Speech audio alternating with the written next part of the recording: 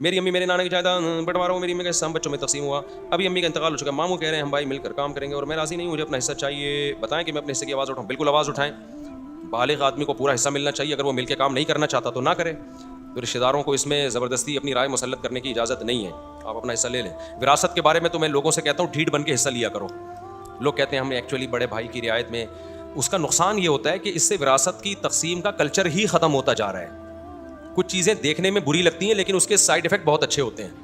ڈاکو کو پکڑ کے چمبے مار رہے ہو, دیکھنے میں برا لگ رہا ہے نا, لیکن اس کے رزلٹ بہت اچھا نکلے گا. تو اسی طرح وراثت مانگتا ہوا اچھا نہیں لگ رہا ہوتا آدمی, لیکن اس سے سوسائٹی میں انصاف آتا ہے. جب ایک بھائی وراثت مانگے گا دوسرا کہے گا مجھے بھی میرا حصہ چاہیے, پھر لوگ کہیں گے یار فلاں نے مانگا تھا تو ہم بھی مانگیں گے. اس سے آہستہ آہستہ کیا ہوگا, ابا اماں کے مرنے کے بعد وراثت کی تقسیم کا رواج بڑھے گا سوسائٹی میں. ابھی رواج ہے معاف کرنے کا, بہن نے معاف کر دیا, فلاں نے معاف کر دیا, شرم آ رہی ہے, 20 سال بعد تقسیم ہو رہی ہے, اس سے ظلم ہو رہا ہے لوگوں کے اوپر. اس لیے ڈھیٹ بن کے مانگا کرو وراثت, بھائی میرا حصہ مجھے چاہیے.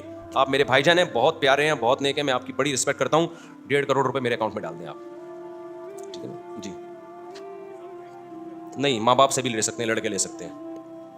ماں کو یہ حق نہیں ہے. بعض مائیں یہ کرتی ہیں کہ شوہر کا انتقال ہو گیا, اب 1000 گز کا بنگلہ ہے, کروڑوں روپے کا بنگلہ ہے وہ, اب اس میں سب کا حصہ ہے. بیٹے کو بھی ضرورت ہے, بیٹی کو, بیٹیاں شادی ہو گئیں وہ تو اس گھر میں رہتی بھی نہیں ہے, چلو بیٹے تو فائدہ اٹھا رہے ہیں, بیٹیوں کا کیا قصور ہے.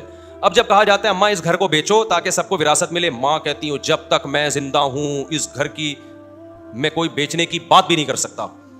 بچے کہتے ہیں قبول ہے. نقصان کس کا ہو رہا ہے, جو اس گھر میں رہتے نہیں ہیں, جن کی رخصتی ہو گئی نا, ان کا اس گھر سے کیا لینا دینا بھائی. نقصان اس غریب کا ہوگا جس کو کاروبار کے لیے پیسے چاہیے. تو ایسے موقع پہ علماء یہی بیان کرتے ہیں کہ والدہ کو مجبور کیا جائے گا کہ بھائی شریعت میں دیکھو, اللہ بھی تو ماں باپ کے حقوق جانتا ہے نا, تو اللہ نے آپ کی ماں کا 12.5% رکھا ہے یہ بتانے کے لیے کہ ان کا اس سے زیادہ میں حصہ ہے نہیں. اب ماں کے لیے کیسے جائز ہوگا کہ سارا رکھ لے, یہ تو قرآن کی آیت کی مخالفت ہو گئی نا. نہیں آئی میرا خیال ہے بات. اللہ نے بیوہ کا حصہ 12.5% رکھا ہے نا, باقی کس کے لیے دیا ہے, بیٹے بیٹیوں کے لیے. تو ماں اگر سارا رکھ لے گی, پورا گھر ہی نہیں بیچنے دے رہی, تو پھر یہ ظلم اولاد پر ہے. تو ماں کے لیے یہ شرعاً جائز نہیں ہے. تو ایسے موقع پہ جو بڑا بھائی ہے وہ چھوٹے بھائیوں کے لیے بھی لڑ سکتا ہے, لیکن کوشش کرے ماں سے بدتمیزی نہ کرے, بس مضبوط لہجہ ہو, بدتمیزی نہ ہو کہ اماں یہ نہیں ہو سکتا. اور یہ جو ہے کیا نام ہے, یہ قانونی ضابطہ ہے, اور یہ فائل میں بیچ رہا ہوں اور کسٹمر آ گئے تو, یا پھر آپ کو اتنا پورشن ہم دے دیتے ہیں اس گھر میں سے اگر وہ قابل تقسیم ہو. ہاں, ماں یہ کہتی ہے میں روڈ پہ آ جاؤں گی اور میں کہاں جاؤں گی, میرے شوہر کی یادگار ہے, تو یہ غلط دلائل ہیں. اس کا حل یہ ہے کہ اماں آپ روڈ پہ نہیں آؤ گی, اولاد کے ذمہ لازم ہے کہ ماں کے لیے رہائش کا انتظام کریں, چاہے ذاتی گھر ہو چاہے رینٹ پہ ہو. تو ماں کو روڈ پہ لانے کی اجازت نہیں ہے. آپ بولیں آپ کا 12.5% ہے, اس میں آپ گھر ارینج نہیں کر سکتی, تو ہم بیٹے مل کے آپ کو کیا دیں گے, گھر دیں گے, یا ہم اپنے گھر میں رکھ لیں گے آپ کو. تو اسی گھر میں کہ جی میرے میاں کی یادگار ہے, یہ غلط مطالبہ ہے.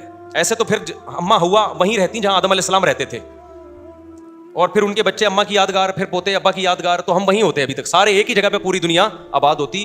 دنیا پھیلتی گئی ہے, شادیوں کے بعد گھر بکے ہیں, جائیدادیں تقسیم ہوئی ہیں, چائنا بن گیا, امریکہ بن گیا, آسٹریلیا بن گیا, پوری دنیا جو آباد ہوئی ہے اسی وجہ سے تو آباد ہوئی. ابا اماں کے مرنے کے بعد ان کا گھر کیا ہوتا ہے, بکتا ہے. ہمارے والد صاحب کا جب گھر بکا مجھے بھی بڑا رونا آ رہا تھا, کیونکہ ہماری یادگار تھی یار, والدہ ماں باپ کے ساتھ ہم نے 40 سال گزار دیے وہاں پہ, بڑا رونا آ رہا تھا. لیکن ہم نے کہا بیچو, ٹھیک ہے نا, کیونکہ آگے قبر میں ہم نے بھی جانا ہے, تو کب تک یہ دیواروں اینٹوں سے دل لگاؤ گے.